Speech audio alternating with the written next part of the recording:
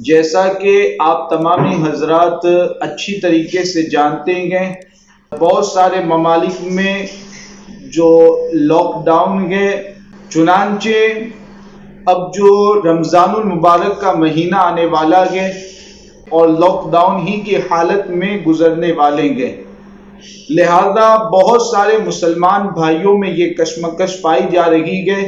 کہ آخر اب رمضان کے مہینے میں تراویح کی نماز کے تعلق سے کیا کیا جائے،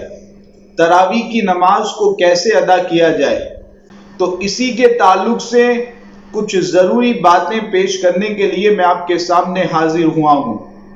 اولاً تو تراویح کی نماز کے بارے میں یہ چیز ذہن میں رکھیں کہ تراویح کی نماز میں دو باتیں خاص طور سے دھیان میں رکھنی ہے۔ ایک، جو تراویح کی نماز میں قرآن مجید کو ختم کیا جاتا ہے، تو ایک مرتبہ پورے قرآن مجید کو تراویح کی نماز میں ختم کرنا یہ سنت مؤکدہ کفایہ ہے، اور پوری 20 رکعتیں روزانہ تراویح کی نماز ادا کرنا یہ سنت مؤکدہ عین ہے۔ سنت مؤکدہ کفایہ ہونے کا مطلب یہ ہے کہ شہر میں یا گاؤں میں اگر کسی ایک جگہ پر بھی تراویح کی نماز میں ایک مرتبہ پورے قرآن مجید کو ختم کیا گیا تو ایسی صورت میں سنت مؤکدہ ادا ہو جائے گی، تمام لوگوں کی طرف سے سنت مؤکدہ ادا ہو جائے گی۔ جبکہ تراویح کی جو 20 رکعتیں ہیں وہ سنت مؤکدہ عین ہے۔ اس کا مطلب یہ ہے کہ ہر بالغ مسلمان پر یہ سنت مؤکدہ ہے اور یہ قریب واجب ہے کہ وہ روزانہ 20 رکعتیں تراویح کی نماز پڑھیں۔ یہ ہر بالغ مسلمان کے لیے ہے، مرد کے لیے بھی ہے اور عورت کے لیے بھی یہی حکم ہے۔ بعض لوگ سمجھتے ہیں کہ عورتوں کے لیے تراویح کی نماز نہیں ہے، عورتوں کو تراویح کی نماز پڑھنا سنت مؤکدہ نہیں ہے، حالانکہ یہ غلط خیال ہے۔ در مختار جلد 2 صفحہ نمبر 596 میں یہ مسئلہ ذکر کیا گیا ہے کہ جس طرح مرد کے لیے تراویح کی نماز سنت مؤکدہ ہے، ویسے ہی عورت کے لیے بھی تراویح کی نماز سنت مؤکدہ ہے۔ تو تمام لوگوں پر جو بالغ مسلمان ہیں ان کے لیے روزانہ 20 رکعت تراویح کی نماز پڑھنا یہ سنت مؤکدہ ہے، قریب واجب ہے، اور اگر کوئی اس کے چھوڑنے کی عادت بنائے گا تو شریعت کے اعتبار سے وہ گنہگار ہوگا، اس پر توبہ کرنا ضروری ہے۔ لہذا جب آپ نے یہ دو باتیں اچھی طریقے سے سمجھ لی کہ تراویح کی نماز میں ایک مرتبہ قرآن مجید کو ختم کرنا یہ سنت مؤکدہ کفایہ ہے اور روزانہ 20 رکعت تراویح کی نماز پڑھنا یہ سنت مؤکدہ عین ہے۔ اب جب لاک ڈاؤن کے ماحول میں شریعت کے اعتبار سے رہنمائی یہ کی جاتی ہے کہ جن حضرات کو مسجد میں جانے کی اجازت ہے، جتنے افراد کو اجازت ہے، وہ مسجد میں جا کر کے جماعت کے ساتھ تراویح کی نماز ادا کریں، اور کوشش یہ کی جائے کہ جہاں تک ہو سکے مسجدوں میں قرآن مجید ہی کا ختم کیا جائے اور قرآن مجید کا ختم کر کے تراویح کی نماز ادا کی جائے۔ یہ جہاں تک ہو سکے یہ کوشش کرنی چاہیے۔ اب جن لوگوں کو گھروں میں نماز پڑھنی ہے تو جیسے 5 وقتہ نماز گھروں میں ادا کرتے ہیں ویسے ہی تراویح کی نماز بھی گھروں میں پڑھنی ہے۔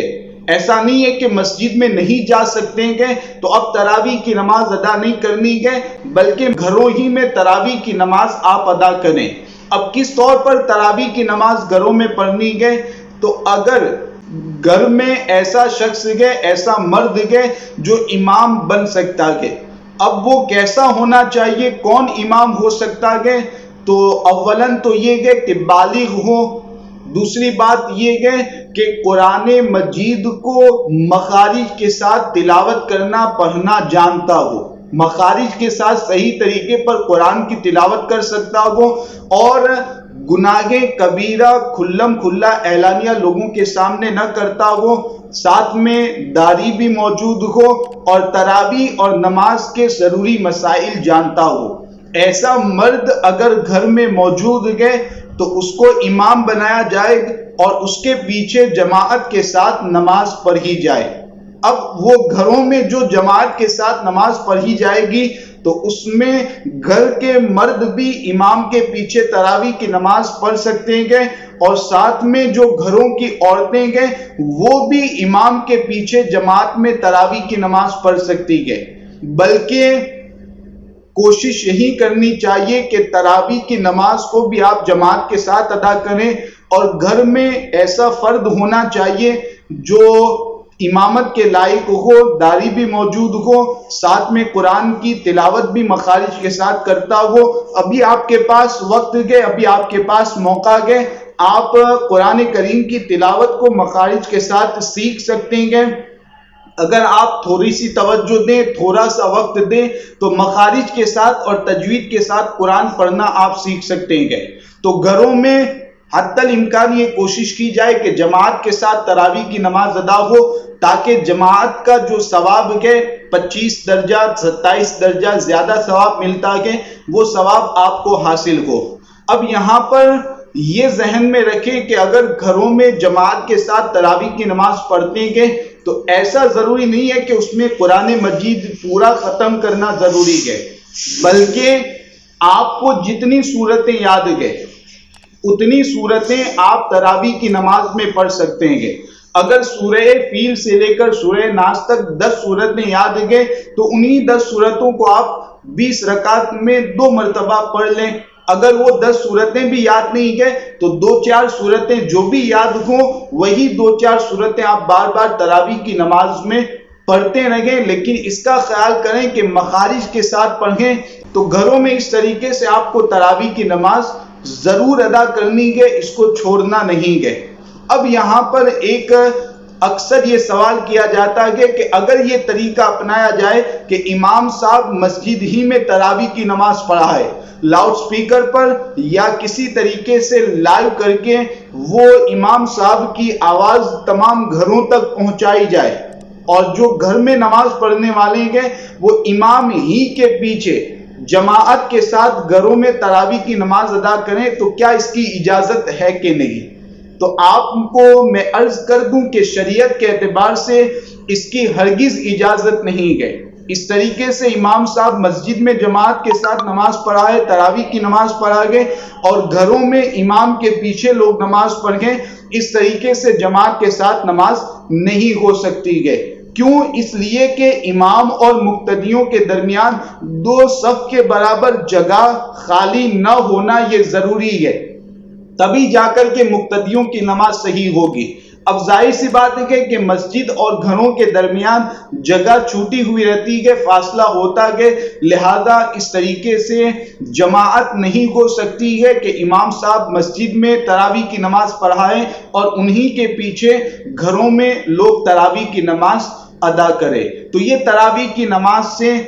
کے تعلق سے جو کچھ ضروری باتیں بیان کرنی تھی وہ آپ کے سامنے بیان کر دی گئی۔ آپ حضرات سے گزارش ہے کہ رمضان المبارک کے مہینے میں آپ